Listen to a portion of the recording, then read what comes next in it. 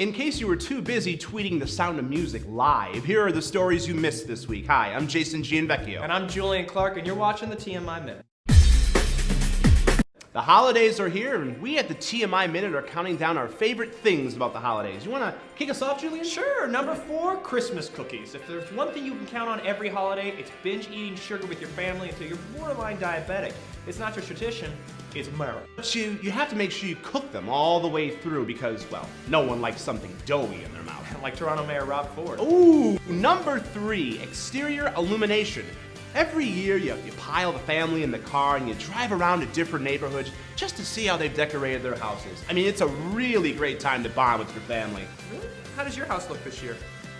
Wait, you know how cold it is outside? I mean, I'd have to get the lights out of the attic, and they're always in that big knot you can never get. Which brings us to number 2, day drinking. How do you make it through the holidays hearing about Uncle Phil's 5th wife?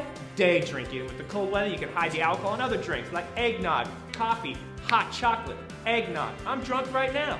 That's why you just said eggnog like 3 times? While they're spending the holidays ho-ho-hoing, you'll be throwing up in the bathroom all alone, which is really all you wanted for the holiday season. And number 1, America's newest holiday tradition, NSA surveillance. Yes, yeah. Santa may not know what you want for Christmas, but the United States government does. They also know about the herpes.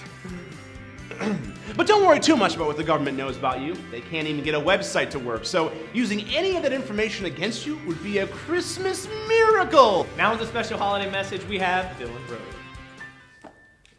How will you be spending your holiday? Please don't answer.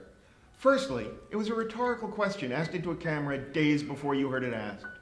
Secondly, even if I could hear your answer, I wouldn't really care, even a little bit. It was just an opening gambit to get me into the meat of this very special holiday message from me, Dylan Brody, and all the kids down here at TMI and TMI Minute.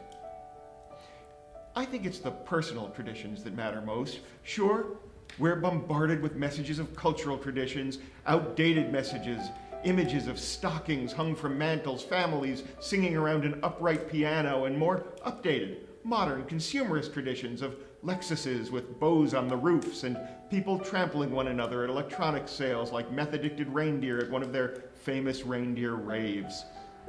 But the traditions that mean the most are the ones we develop over time.